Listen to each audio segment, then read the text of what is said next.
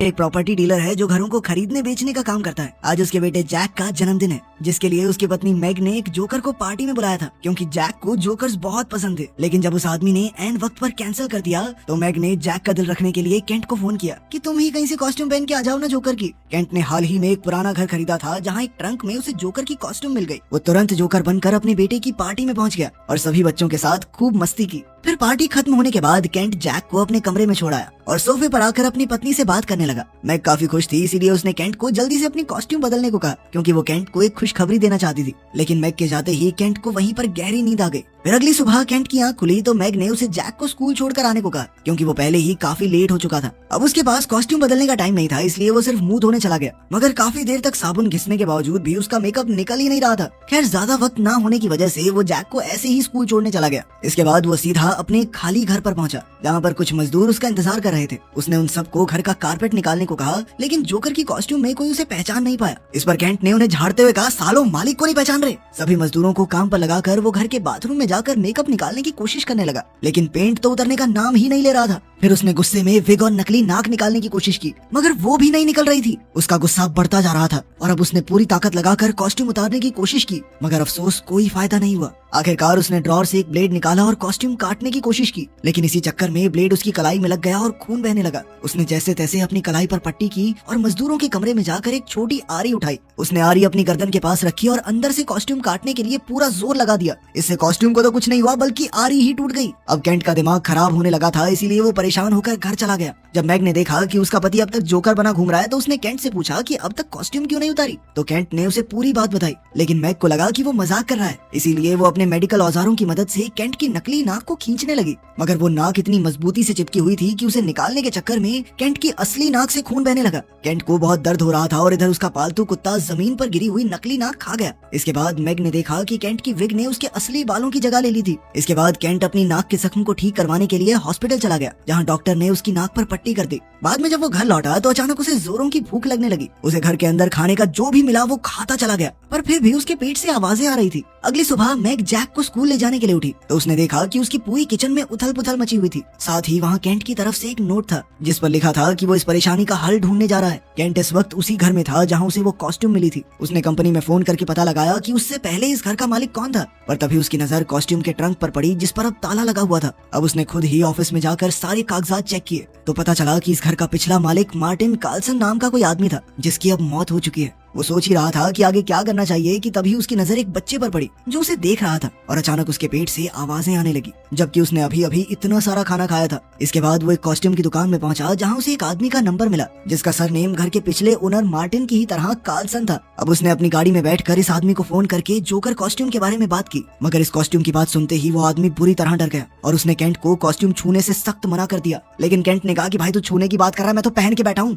तो उस आदमी ने केंट को अपना पता देकर अपने घर बुला लिया। कुछ देर बाद केंट पते पर पहुंचा, जहां उसकी मुलाकात बर्ट कार्लसन नाम के एक आदमी से हुई, जो असल में मार्टिन कार्लसन का भाई था। बर्ट ने उसे चाय पिलाई और इस कॉस्ट्यूम के इतिहास के बारे में बताने लगा। केंट को कहानियां सुनने में कोई इंटरेस्ट नहीं था, तो उसने सीधा पूछा कि भाई इसको निकालना कैसे है। तब बर्ट ने कहा कि शांति से पहले मेरी बात सुनो। सैकड़ों साल पहले एक ऐसा इंसान था जिसकी त्वचा एकदम सफेद थी और नाक बिल्कुल लाल। वो बर्फीले पहाड़ों में रहता था और अपना पेट भरने के लिए वो 5 बच्चों को बहला फुसलाकर अपनी गुफा में ले आया। फिर सर्दी के हर एक महीने में उसने एक बच्चे को मारकर खा लिया। सैकड़ों साल बीत जाने की वजह से ये कहानी इतिहास के पन्नों में खो गई। ये कहानी सुनकर केंट को अचानक चक्कर आने लगे और उसने बर्ट से पूछा कि वो उसे ये सब क्यों बता रहा है। लेकिन इससे पहले कि बर्ट जवाब देता, केंट वहीं बेहोश हो गया। कुछ देर बाद जब केंट को दोबारा होश आया तो बर्ट ने फिर से वो नशीली चाय उसे पिला दी और कहने लगा, तुम्हारे अंदर बैठे इस शैतान को रोकने के लिए तुम्हारे शरीर के हिस्से काटने के अलावा कोई चारा नहीं है। ये सुनते ही केंट ने जैसे तैसे खुद को उसकी कैद से रिहा किया, लेकिन इस जद्दोजहद में बर्ट का चाकू उसके कंधे में घुस गया। केंट को इतना गुस्सा आया कि उसने चाकू बाहर निकालकर बर्ट पर हमला कर दिया।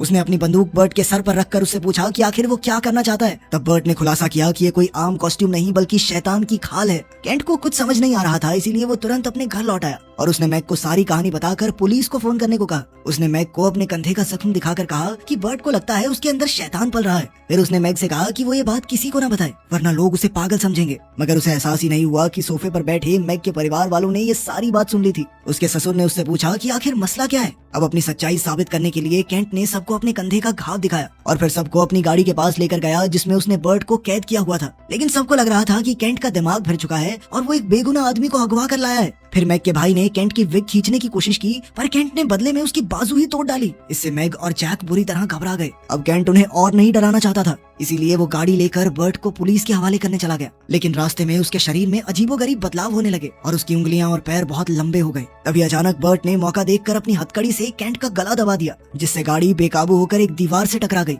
इस हादसे के बाद केंट गाड़ी से बाहर निकला तो उसे एक खरोंच तक नहीं आई थी। उसने बर्ट को बाहर निकालकर उससे पूछा कि वो ये सब क्यों कर रहा है। तब जख्मी बर्ट ने कहा कि इससे पहले कि बहुत देर हो जाए तुम्हें अपनी जान की कुर्बानी देनी होगी, और इतना बोलकर वो बेहोश हो गया। उसी पल अचानक केंट की नजर दूसरी गाड़ी में बैठे 2 बच्चों पर पड़ी और उसके पेट से दोबारा आवाजें आने लगी। न जाने उसे क्या हुआ और वो तुरंत जंगल की तरफ भाग निकला। जंगल में एक कैंप था जहाँ एक लड़का बर्तन धो रहा था, पर तभी अचानक उसे किसी के भूखे पेट की आवाज सुनाई दी। उसने इधर उधर देखा तो उसकी नजर केंट पर पड़ी, तो केंट ने उससे पूछा कि क्या उसके पास कुछ खाने को है। तब उस लड़के ने बिना हिचकिचाए अपनी जेब से एक बिस्किट निकाल कर दे दिया। मगर जैसे ही वो केंट के करीब गया तो केंट ने अचानक उसे जोर से पकड़ लिया और उसकी उंगलियां चबा गया। फिर अगली सुबह मैग जैक के स्कूल प्रिंसिपल से मिली और उसे जैक को किसी भी हालत में केंट के साथ भेजने से मना किया। उधर केंट ने पहली बार इंसानी मांस खाया था, जिसके बाद उसके असली दांत टूटकर गिर गए। तब उसने अपने खाली घर में जाकर छुपने का फैसला किया, पर जब उसने दरवाजा खोला तो उसे एक बच्चा मिला जो उससे बातें करने लगा। लेकिन उसे देखते ही केंट के पेट से आवाजें आने लगी। हालांकि केंट को बहुत तेज भूख लगी थी, पर फिर भी उसने बच्चे को खुद से दूर करके खुद को घर में बंद कर लिया और दरवाजे के पास बैठकर अपनी भूख को रोकने की कोशिश करने लगा।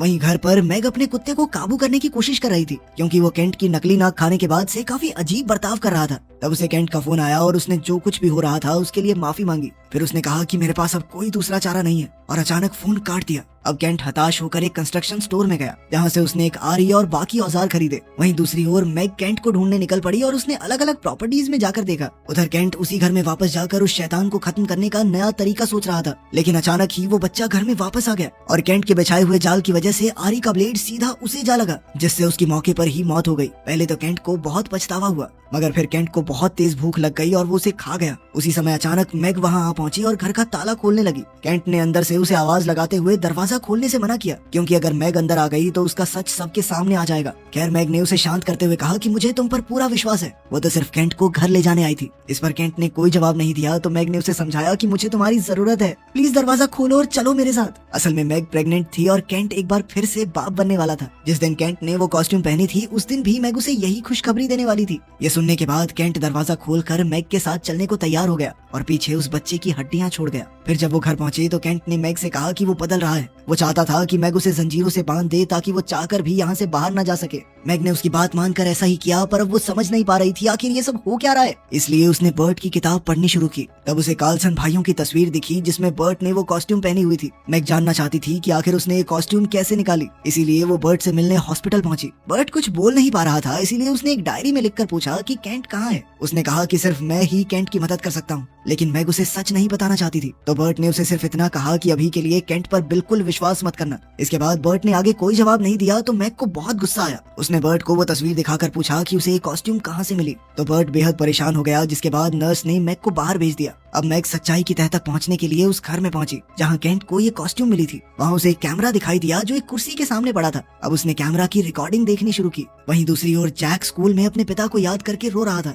उसे देखकर कोल्टन नाम का एक बदमाश लड़का उसे चिढ़ाने लगा। उसने अपने हाथों पर ग्लू लगाई ताकि वो जैक के चेहरे पर मल सके, पर तभी जैक ने उसके हाथ पर काट लिया और तुरंत भागकर अपने घर आ गया। फिर वो अपनी माँ को ढूंढ रहा था तो उसकी आवाज सुनकर केंट को पता चल गया कि मैग घर पर नहीं है। इसलिए उसने जैक को अपने पास बेसमेंट में बुला लिया। जैक डरते डरते नीचे पहुंचा तो उसने देखा कि केंट जंजीरों से बंधा हुआ था। वो बेचारा नादान बच्चा ये कैसे समझ पाता कि ये उसका बाप नहीं बल्कि केंट के रूप में एक शैतान है। उसने केंट से स्कूल की उस शरारती बच्चे के बारे में शिकायत की। वहीं दूसरी तरफ मैग उस घर में वो रिकॉर्डिंग देख रही थी। रिकॉर्डिंग में उसने देखा कि जोकर के भेष में एक आदमी खड़ा था और उसके साथ ही एक डॉक्टर भी था, जिसके बाद वो कैमरा उठाकर अपने साथ ले आई। फिर वो जैक को लेने स्कूल पहुंची तो पता चला कि वो तो पहले ही जा चुका है। वो काफी डर गई कि कहीं जैक केंट के पास न पहुंच जाए, इसीलिए वो तुरंत घर जाकर जैक को ढूंढने लगी। खुशकिस्मती से वो सोफे पर आराम से बैठा था। मैग ने उससे पूछा कि वो स्कूल से जल्दी क्यों आ गया और उसके पापा कहाँ हैं। वहीं दूसरी ओर हम देखते हैं कि कोल्टन अपने घर पर वीडियो गेम्स खेल रहा था कि तभी अचानक उसे लगा कि उसके पीछे कोई है, इसीलिए उसने तुरंत अपने ननचक्स उठा लिए। तभी केंट अचानक उसके सामने आ गया तो कोल्टन ने पूछा कि क्या आपके साथ जैक भी आया है। पर मौका मिलते ही केंट ने उस पर हमला कर दिया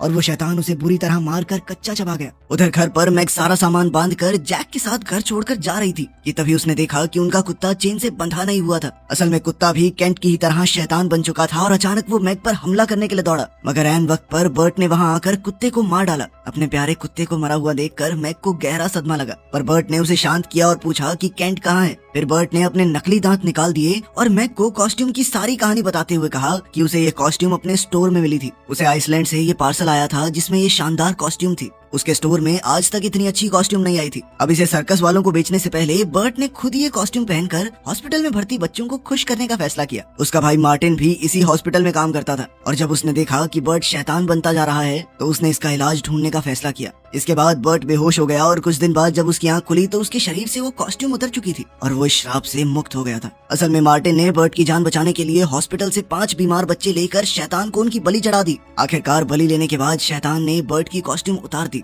इसके बाद कई सालों तक बर्ट इस कॉस्ट्यूम से श्राप को हटाने के उपाय ढूंढता रहा और मार्टिन ने अंत तक कॉस्ट्यूम को दुनिया की नजरों से छुपा कर रखा। ये सुनने के बाद मैग ने कहा कि केंट कभी किसी बच्चे को नुकसान नहीं पहुंचा सकता, पर तब बर्ट ने उस जंगल वाले लड़के का हाथ दिखाया जिसकी उंगलियां केंट चबा गया था। अब उन्हें कैसे भी करके केंट को रोकना होगा, इसीलिए उसने दोबारा पूछा कि वो कहाँ पर है। तब जैक ने बताया कि वो कोल्टन के घर गया था। इसके बाद मैग जैक को अपने पिता के घर छोड़ाई और बर्ट के साथ कोल्टन के घर पहुंची, लेकिन वहाँ तो केंट का नामो निशान नहीं था, सिर्फ कोल्टन की आधी लाश जमीन पर पड़ी थी। अब मैग ने सोचा कि केंट कहाँ हो सकता है तो उसके दिमाग में एक एडवेंचर पार्क का नाम आया और वो बर्ट को लेकर तुरंत वहाँ पहुंची। उसने बर्ट को बाहर रुकने को कहा और खुद केंट को ढूंढने अंदर चली गई। वहीं एक टॉय टनल में एक बच्चा अपने छोटे भाई को ढूंढ रहा था तो उसे खून के निशान दिखाई दिए, पर फिर भी वो आगे बढ़ता रहा। आगे जाते ही उसे केंट का शैतानी रूप दिखा जो बेरहमी से उसके भाई को खाने की कोशिश कर रहा था। उसे देखते ही उस लड़के ने शोर मचा दिया और वो अपने छोटे भाई को बचाने के लिए अपना बलिदान देने को तैयार था। अब केंट ने तुरंत उस पर हमला कर दिया जिससे उसका खून स्लाइड से बहकर नीचे गिरने लगा। इसे देखकर वहाँ मौजूद लोगों में अफरा तफरी मच गई और इधर मैग केंट को ढूंढती हुई वहाँ आ गई।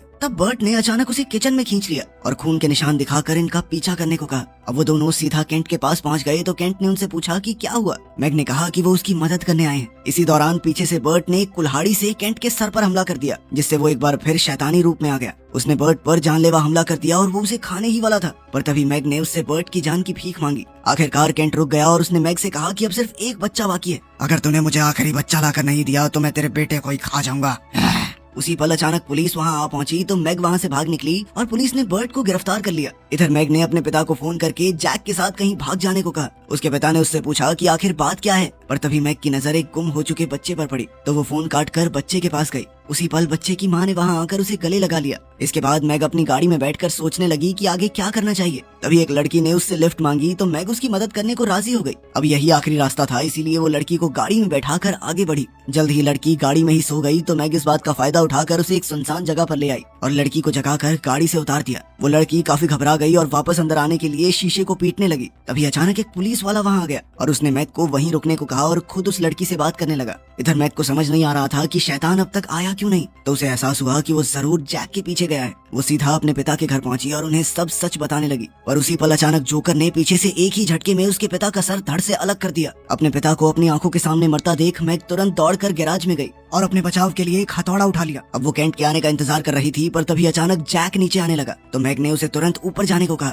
उसके जाते ही केंट वहाँ पहुंचा तो मैग ने उस पर हथौड़े से हमला कर दिया, लेकिन केंट को कोई फर्क नहीं पड़ा और उसने मैग पर हमला करके उससे वो हथौड़ा छीन लिया। अब वो बड़ी बेरहमी से मैग के पेट में मौजूद बच्चा निकालने लगा। इसी दौरान मैग ने चिल्लाकर जैक को भाग जाने को कहा, पर दरवाजा बंद था इसीलिए वो सीढ़ियों के नीचे छुप गया। अब केंट के सर पर खून सवार था इसीलिए वो जैक को ढूंढने लगा। तभी पीछे से मैग ने चाकू उठाकर उस पर लगातार वार कर दिए और इस तरह उसका गला थोड़ा सा कट गया, मगर ये केंट को रोकने के लिए काफी नहीं था। केंट ने गुस्से में मैग पर जबरदस्त हमला किया और फिर उसे एक कपबोर्ड पर दे मारा जिससे वो बेहोश हो गई। फिर वो अपने बेटे को ढूंढने लगा और आखिरकार उसे जैक मिल भी गया, मगर वो जगह इतनी छोटी थी कि केंट वहाँ घुस नहीं पा रहा था, इसलिए वो वहाँ से चला गया। जैक को लगा कि केंट हार मान चुका है, इसीलिए वो बाहर आ गया, लेकिन मौका देखते ही केंट ने उस पर हमला बोल दिया। अब वो जैक को पकड़ने ही वाला था कि ऐन वक्त पर मैग की आंख खुल गई और उसने केंट को जंजीर से बांध दिया। अब मैग आखिरी बार से उसका काम तमाम करने ही वाली थी कि तभी शैतान के अंदर से असली केंट की आवाज आई और उसने मैग से मदद मांगी। मैग को अब भी लग रहा था कि वो केंट को बचा सकती है, इसीलिए उसने जैक को वो किताब और कुछ जंजीरें लाने को कहा, मगर जैक ने सीधे तौर पर कहा कि ये उसके पिता नहीं है। जोकर समझ गया कि अब उसकी ये चाल काम नहीं करेगी, इसीलिए वो अचानक मैग पर हमला करने आया, लेकिन मैग ने एक आखिरी बार से उसे मौत के घाट उतार दिया। उसके शरीर से अलग अलग रंगों का खून बह चला। इधर मैग ने जैक को कसकर गले लगा लिया।